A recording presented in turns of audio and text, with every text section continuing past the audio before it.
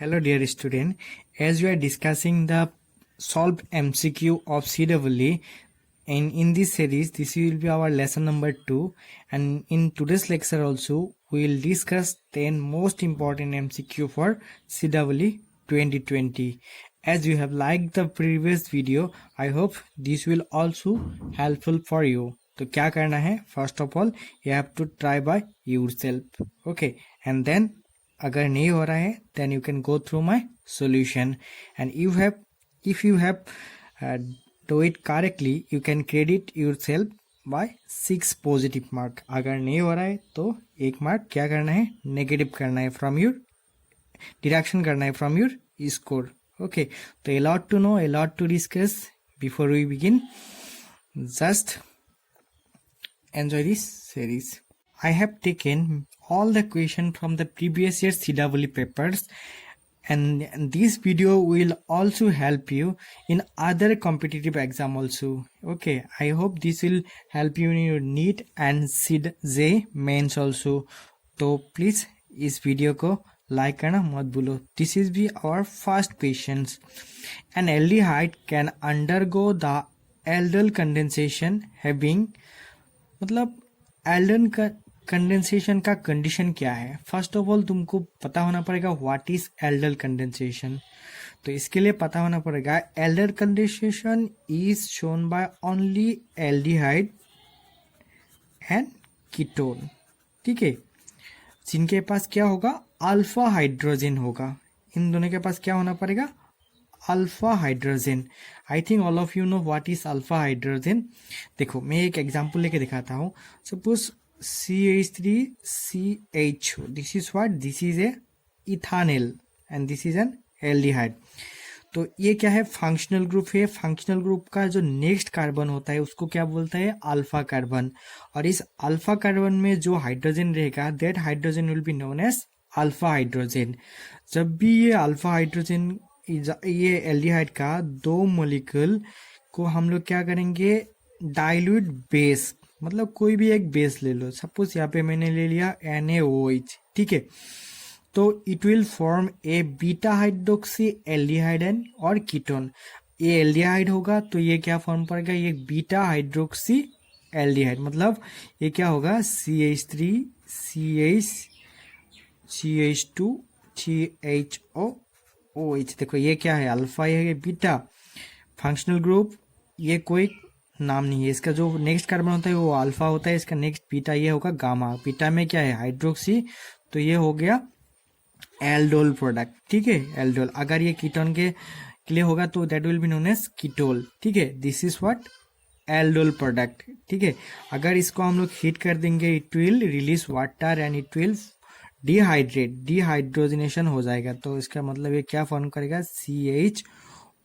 CHO, मतलब यहाँ से एक हाइड्रोजन और यहाँ से OH लेके ये वाटर रिमूव कर देगा और it will form an alkene. तो this is the condensation product. ठीक है, this is the condensation product and this is the aldol product. तो इसके लिए क्या कंडीशन है, तो उसके पास क्या होना पड़ेगा, एटलीस्ट एक अल्फा हाइड्रोजन होना ही पड़ेगा. अगर इसके पास अल्फा हाइड्रोजन नहीं है that will show another reaction that is called Cannizzaro reaction. ठीक है, याद रखना है. और जिसके पास अल्फा हाइड्रोजन होगा that will go through what, aldol condensation. तो which option will be correct, option C will be the correct answer. I hope सबको ये करेक्ट उसका होगा. If you get 4 you can credit yourself by 4 marks. This is the question number 2 for today's lectures. See what is the question. First इसको pause करके खुद से try करो. क्या है question, which of the following is an example of thermosetting polymers. देखो जितना भी पॉलीमर्स होता है ये 2 टाइप का होता है. एक होता है थर्मो और एक होता है थर्मोसेटिंग. मतलब आफ्टर अप्लाइंग हीट अगर उसका मतलब शेप साइज चेंज हो गया दैट विल बी थर्मो. ठीक है, अगर उसका कुछ भी इफेक्ट नहीं होगा after heating that will be known as thermosetting polymers. ठीक है, तो polymer is a very important chapter. Maximum student क्या करता है, ये चैप्टर को इग्नोर करता है. तभी से इस चैप्टर को इग्नोर नहीं करना है. ये क्वेश्चन CEE में बहुत बार आ चुका है और इस बार भी आने का बहुत ही ज़्यादा चांस है. ठीक है, तो देखो पॉलीमर क्या होता है, बहुत सारा मोनोमर को मिलकर क्या बनता है, एक पॉलीमर बनता है। Poly means what, many, mono means one, ठीक है। तो ये क्या हो सकता है, एडिशन करके भी हो सकता है और बाय कंडेंसेशन भी हो सकता है, ठीक है। तो यहाँ पे 4 ऑप्शन दिया है, एक है नाइलॉन 66, एक है बेकेलाइट, एक है पॉलीथीन, एक है पॉलीस्टाइरिन, ठीक है। तो हम लोग एक एक करके देखेंगे। Nylon 66, first of all it is a nylon, और इसका 66 का मतलब क्या है, इसका 66 का मतलब है इस नाइलॉन में 2 मोनोमर है, और दोनों मोनोमर में कितना करके कार्बन है, 66 करके कार्बन है। एक होता है NCH2 6 NH2, मतलब हेक्सामिथाइल डायमाइन, इसको बोलता है हेक्सामिथाइल डायमाइन। इसमें अमाइन कितना है, 2 है, और मिथाइल 6 है, इसके लिए इसका नाम बोलता है हेक्सामिथाइल डायमाइन, ठीक है। और इसके साथ भी और एक एसिड होता है, that is known as adipic acid, ठीक है। एडीपिक एसिड में भी 6 कार्बन होता है, ये हो गया एक, और ये होगा 4, और ये हो गया 6। This is known as adipic acid, ठीक है। इसलिए this is known as hexamethyl diamine and adipic acid, and 6 therefore so 9 on 6. And next you can check Bakelite, ठीक है। बेकेलाइट फॉर्म होता है फेनॉल प्लस फॉर्मेल्डिहाइड, ठीक है। Formaldehyde, I think you know what is phenol. अगर एक benzene के ऊपर कोई OH ग्रुप रहता है, it is called phenol, and this is called formaldehyde. और and you have to remember this bakelite is a thermosetting plastic, but this nylon is not a thermosetting plastic.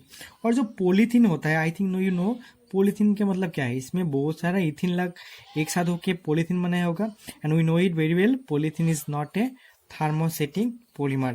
And polystyrene, this is also not a what, thermosetting plastic. ये क्या होता है, ये मतलब polymers होता है, ठीक है।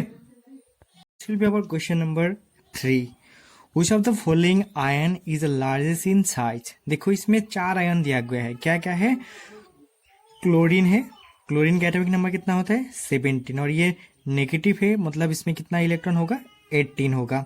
और सल्फर का कितना होता है, 16 में भी क्या है, तो नेगेटिव हो गया, तो इसके कितना इलेक्ट्रॉन हो जाएगा, 18। पोटेशियम का कितना होता है, पोटेशियम का होता है तुम्हारा 19, और ये एक पॉजिटिव है, मतलब इसने एक इलेक्ट्रॉन डोनेट कर दिया, इसमें भी कितना इलेक्ट्रॉन हो गया, 18। और कैल्शियम के पास 20 इलेक्ट्रॉन होता है, और इसने 2 डोनेट कर दिया, डोनेट का मतलब क्या है, 2+, ठीक है। इसमें भी कितना इलेक्ट्रॉन हो गया, 18, मतलब ये चारों क्या हो गया, सेम नंबर ऑफ इलेक्ट्रॉन, और ऐसा स्पेसिफिक को क्या बोलते हैं, आइसोइलेक्ट्रॉनिक स्पेसिस, ठीक है। This is known as isoelectronic spaces.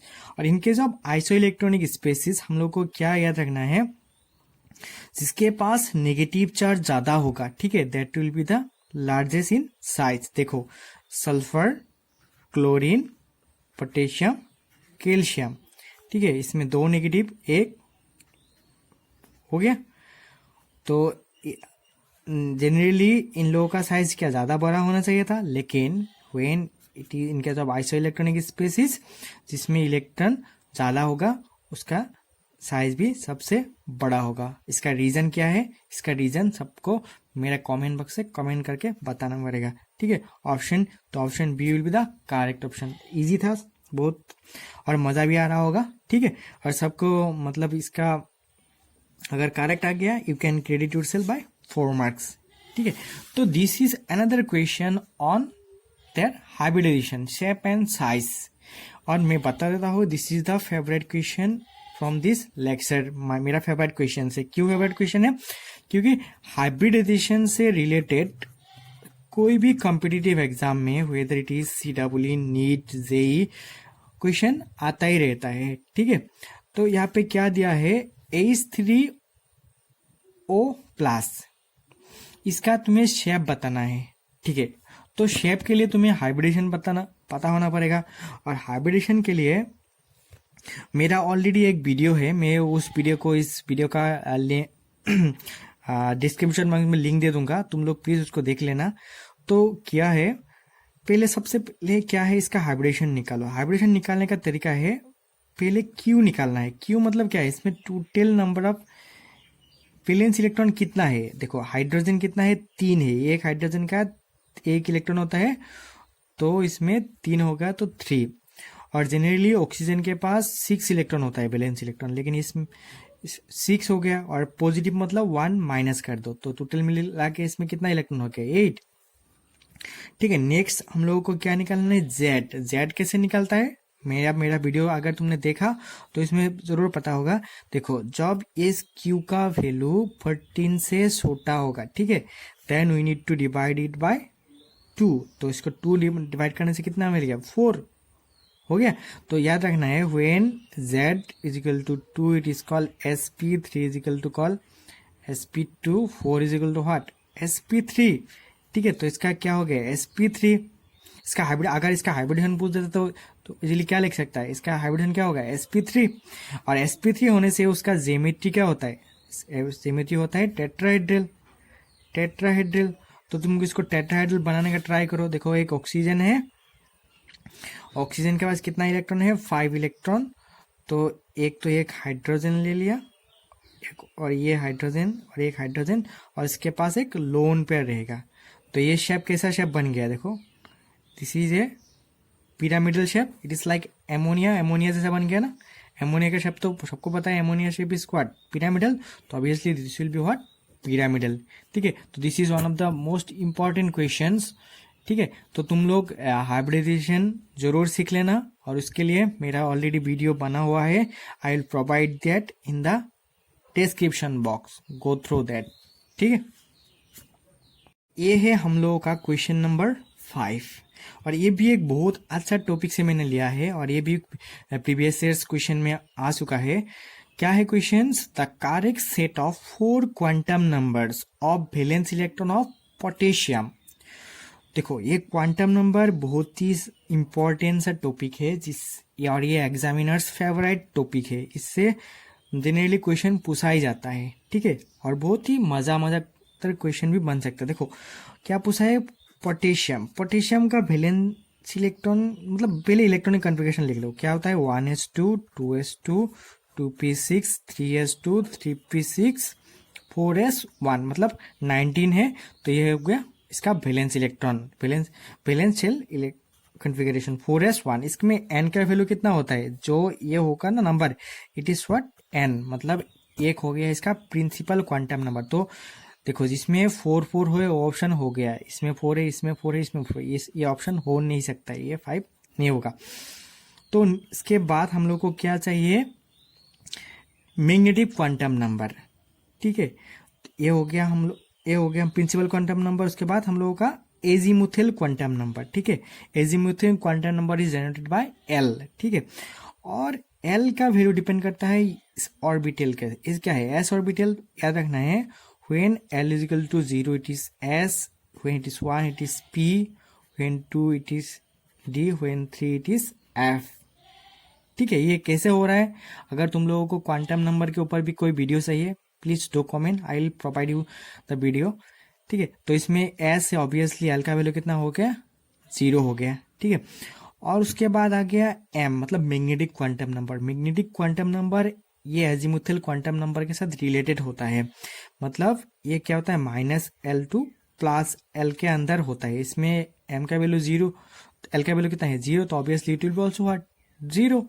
तो देखो 4 0 0, तो 4 0 0 कहाँ है, तो ऑप्शन ये तो पहले से गलत हो गया, और ये भी गलत हो गया, हम लोग 2 करके इसको निकाल सकता था, तो ये 2 2 हो गया। ठीक है, और उसके बाद लास्ट में और कहते हैं स्पिन क्वांटम नंबर। और स्पिन क्वांटम नंबर हम लोग को पता होना पड़ेगा, ये प्लस माइनस हाफ होगा, और सब में हाफ तो है ही, तो option A is the correct. तो ये भी एक बहुत ही इंपॉर्टेंट सा क्वेश्चन था, और ये तुम लोगों को ये क्वांटम नंबर जरूर सीख लेना चाहिए। Here is the question number 6. What is the question? See, the alpha D glucose and beta D glucose differ from each other due to difference in carbon atom with respect to its. मतलब जो glucose होता है, देखो ये question first of all कौन सा chapter का है, ये बायोमोलिकुल्स का चैप्टर है, बायोमोलिकुल्स। मैक्सिमम स्टूडेंट दोस्त want to be an engineer, वो लोग क्या करता है, ये सॉफ्टवेयर को निग्लेक्ट करता है, बट निग्लेक्ट नहीं करने का, क्योंकि यहाँ से हर साल क्वेश्चन आता है और बहुत ही मजेदार क्वेश्चन आता है। देखो ये सिंपल क्या है, ग्लूकोज के ऊपर पूछा गया है। तो ग्लूकोज क्या होता है, glucose is a type of carbohydrate, ठीक है, it is A type of carbohydrate. Carbohydrate का सबसे छोटा पार्ट क्या होता है, ग्लूकोज। ग्लूकोज में एक फॉर्मूला क्या होता है, C6H12O6।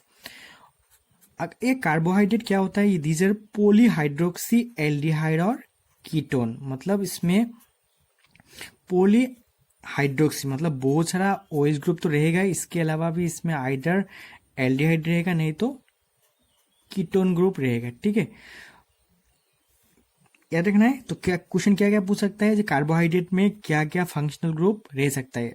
अल्कोहल तो कंपलसरी है, रहना ही है, इसके अलावा भी इसमें आइदर एल्डिहाइड रहेगा और कीटोन रहेगा, ठीक है।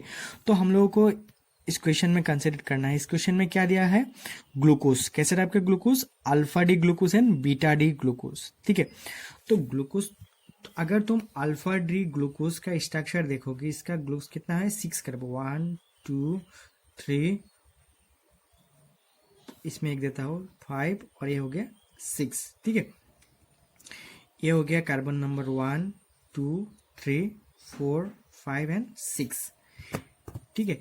तो क्या होता है, इसमें होता है एक हाइड्रोजन, इसमें होता है एक OH ग्रुप, इसमें भी होता है OH ग्रुप, लेकिन यहाँ पे होता है हाइड्रोजन, यहाँ पे होता है OH, और ये जो ग्रुप होता है ना, ये ऐसा एक करके एक इंटरलिंक होता है, और बाकी सब में हाइड्रोजन, इसमें OH ग्रुप आउटसाइड रहेगा ऐसा करके, ठीक है।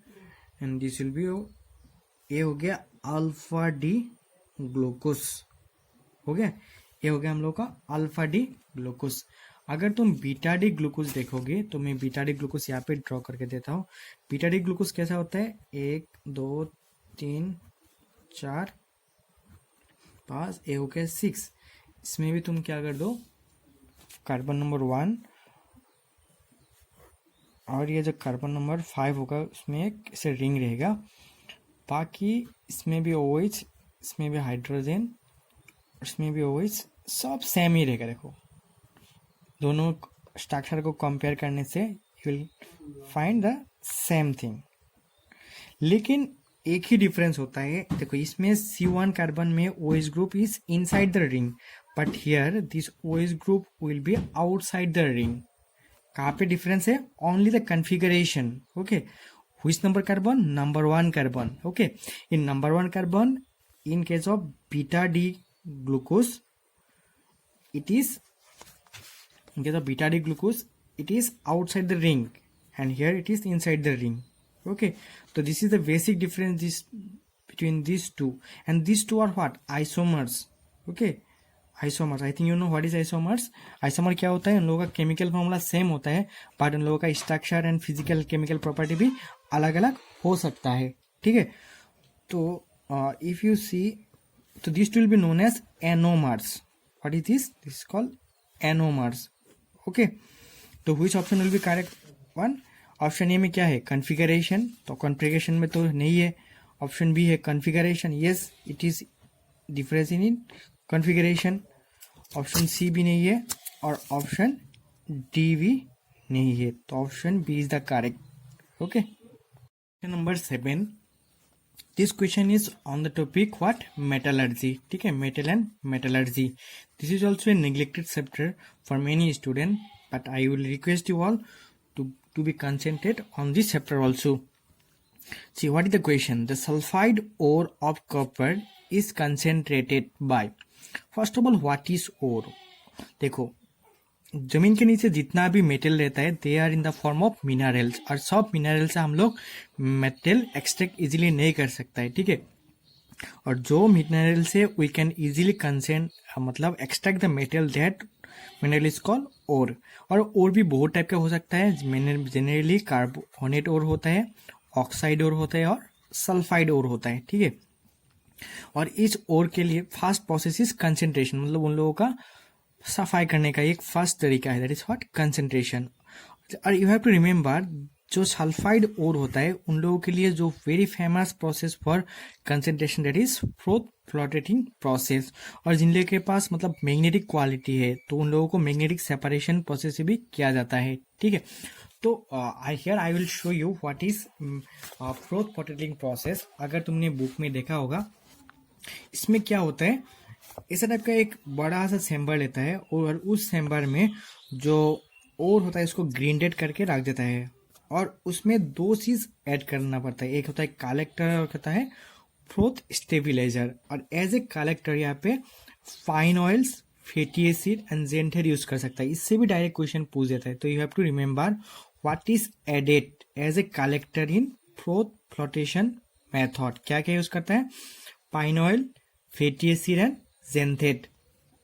और एज ए फ्रोथ स्टेबलाइजर यहाँ पे generally cresol and aniline use करता है। I think you know what is cresol and what is aniline. अगर बेंजीन रिंग में ऊपर में क्रिसॉल क्या होता है, दो OH, एक 1 और एक 2 कार्बन में ऑर्थो क्रिसॉल भी हो सकता है, मेटा क्रिसॉल भी हो सकते हैं, पैरा क्रिसॉल भी हो सकते हैं, और एनिलीन ऊपर में NH2 ग्रुप हो गया। और इसमें और एक क्वेश्चन पूछा जाता है, इसमें एज ए डिप्रेशन क्या यूज करता है, और एज ए डिप्रेशन इसमें सोडियम साइनाइड यूज करता है, ठीक है। और आई think you no this process. और ये पाम देके यहाँ पे पंखा से घुमाना पड़ता है तब इसमें फ्रोथ क्रिएट होगा, और that is called mineral froth. और उस मिनरल फ्रोथ को अगर हम लोग सेपरेट करके ड्राई करेंगे then we will get the pure form of concentrated ore, ठीक है। इस टॉपिक में तुम लोगों को और भी दो क्वेश्चन पूछ सकता है, एक होता है रोस्टिंग और एक होता है कैल्सिनेशन। ठीक है, मतलब जितना भी कंसेंट्रेटेड ओर है उन लोगों का अगर तुम्हें मतलब ऑक्सीडेशन करना होगा then you can use this method, ठीक है।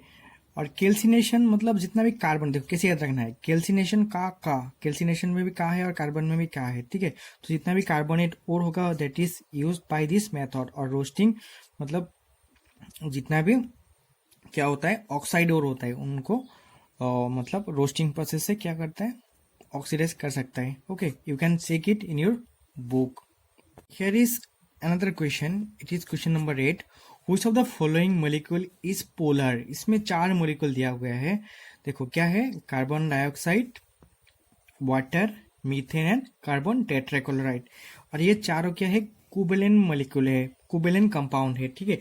और मैंने पहले फर्स्ट लेक्चर में बता चुका हूँ, मतलब कोई भी कोवेलेंट बॉन्ड 100% कोवेलेंट कैरेक्टर नहीं होता है, उन लोगों के पास भी क्या होता है, कुछ आयनिक कैरेक्टर होता है, ठीक है। उसके लिए हम लोगों को उन लोगों का डाइपोल मोमेंट चेक करना है। देखो अगर तुम कार्बन डाइऑक्साइड देखोगे तो इसका स्ट्रक्चर क्या होता है, ऐसा, मतलब कार्बन के पास 4 इलेक्ट्रॉन होता है, ये 2 इलेक्ट्रॉन दो ऑक्सीजन के साथ शेयर कर देता है, ठीक है। तो इसका इस टाइप का पूल और इस टाइप का पूल होगा, क्योंकि इसका इलेक्ट्रोनेगेटिविटी ज्यादा होता है, इसका इलेक्ट्रोनेगेटिविटी ज्यादा होता है और सेम होगा, तो अल्टीमेटली इसका डाइपोल मोमेंट क्या हो गया, 0 हो गया। और जिसका डाइपोल मोमेंट 0 होता है that is not a polar, that is it is a non polar, ठीक है, non polar. And if you check in case of this methane का स्ट्रक्चर टेट्राहाइड्रल फॉर्म, ओके। और इसमें भी सेम, चारों के तरफ सेम होगा, ultimately overall it will be net dipole moment will be 0, मतलब this is also a non polar. If you check मतलब CCl4 this is also same in case of methane के जैसा ही है, इसमें भी डाइपोल मोमेंट कितना हो जाएगा, 0 हो जाएगी। 0 क्यों हो जाएगा, चारों तरफ ये जो एंगल होता है ये सेम होता है, जनरली ये 109 डिग्री होता है, ठीक है। और इसके बाद इसमें जो पूल होगा ना, इस पूल होने के वजह से इन लोगों का ओवरऑल फोर्स क्या होगा, रिजल्टेंट फोर्स 0 हो जाएगा, देयरफॉर इसका डाइपोल मोमेंट भी क्या हो जाएगा, 0 होगा। लेकिन अगर तुम वाटर में चेक करोगे तो वाटर में क्या होगा, if we check the structure of water we will find the structure of water is like this. और इसमें क्या है, 2 लोन पेयर भी होता है। तो इसमें देखो हाइड्रोजन का इलेक्ट्रोनेगेटिविटी ऑक्सीजन से कम होगा, मतलब इसका पूल इस साइड इस तरह होगा, ठीक है। और हमेशा याद रखना है लोन पेयर का सबसे ज्यादा होगा, ठीक है, इसका इस साइड में होगा, तो ऑब्वियसली इसका म्यू का वैल्यू 0 नहीं होगा, मतलब ये होगा पोलर। तो इस ऑप्शन में कितना कंपाउंड था, 4 कंपाउंड है, और इस चारों में ओनली वाटर इज पोलर, बाकी सब नॉन पोलर। ठीक है, सबको समझ में आया होगा। और ये भी बहुत अच्छा क्वेश्चन था और इसमें क्वेश्चन आ भी सकता है। Here is the question number 9. Okay, see the question. 1 mole of an ozonate of a hydrocarbon on hydrolysis yield 2 mole of methanol. What is that hydrocarbon? तो पहले तुम लोगों को एक मतलब रिएक्शन है, वेरी फेमस रिएक्शन, वो जानना होगा, दैट इज व्हाट, ओजोनोलाइसिस। ठीक है, आई थिंक सबको पता होगा व्हाट इज ओजोनोलाइसिस। ठीक है, तो क्या होता है क्वेश्चन में, क्या है, जो एक हाइड्रोकार्बन है, कोई भी हाइड्रोकार्बन, मतलब 4 ऑप्शन है, इसका कोई भी एक होगा। ओजोनलाइसिस करने के बाद हम लोग को 2 मोल ऑफ मिथानॉल मिल जाता है। मतलब क्या है, मिथानॉल क्या था, what is the formula of methanol, CHO, formaldehyde. ठीक है, ये होता है मिथानॉल। तो इसको कैसे करना है इस टाइप का क्वेश्चन को, पहले तुम 2 मोल्स ऑफ मिथानॉल को लिख दो ऐसे करके। ठीक है, ओजोनोलाइसिस का कोई भी क्वेश्चन आएगा तो अगर तुम्हें मेन प्रोडक्ट मतलब जो पेरेंट्स प्रोडक्ट पूछता है तो you have to do it, you can do it like this. क्या करो, यहाँ से ये ऑक्सीजन को हटा दो। ठीक है, ऑक्सीजन का हटा देने के बाद you just add this to, ठीक है, then you will get the parents product. तो ये क्या हो गया, CH2 डबल बॉन्ड, मतलब ये क्या है, इथिन। तो which option will be correct, option B will be the correct. ठीक है, अगर उल्टा करके पूछता है तो मतलब तुम्हें क्या दिया, सपोज CH3 CH और इसमें डबल बॉन्ड लेके दे दिया, वो तुम्हें पूछ गया जी इसको ओजोनोलाइसिस कर दिया है, तो what will be the product. तो क्या करना है तब, मतलब जस्ट इसको ऐसे काट दोगे। ठीक है, काट के दोनों साइड में 2 ऑक्सीजन लगा दोगे, मतलब CH3 C इसमें O लगा दो, हो गया। और क्या करो, इसमें क्या करो, इसमें एक O लगा दो और इसमें हाइड्रोजन लगा दो। ठीक है, तो when in case of prop 1 in, you will get 1 ethanol and 1 methanol। और ये भी बहुत इंटरेस्टिंग सा क्वेश्चन था और ये बहुत ही इजी और बहुत ही इंपॉर्टेंट क्वेश्चन है। ठीक है, तो इसको भी तुम लोग जरूर देख लेना, व्हाट इज ओजोनोलाइसिस। और ये है last question for this lecture. तो व्हाट इज दिस क्वेश्चन, ये भी बहुत ही इंटरेस्टिंग सा क्वेश्चन है। और ये क्वालिटेटिव एनालिसिस में, मतलब सॉल्ट एनालिसिस में तुम लोग ये लैब में जरूर क्या होगा, नंबर ऑफ वाटर मोलिक्यूल इन मोहर सॉल्ट। तो इसके लिए तुम लोग को मोहर सॉल्ट का क्या पता होना पड़ेगा, फॉर्मूला। तो व्हाट इज द मोहर सॉल्ट, देखो मोहर सॉल्ट क्या होता है, FeSO4 NH4 उसके बाद SO4 होता है और 6H2SO4 रहता है। इसमें कितना वाटर है, 6 वाटर। तो कितना, which option will be the correct option? Option B is the correct one. तो how was the lecture? I think if all of you can do all the question by yourself. ठीक है, अगर तुम लोगों को ऐसा टाइप का और भी वीडियो चाहिए दो कमेंट।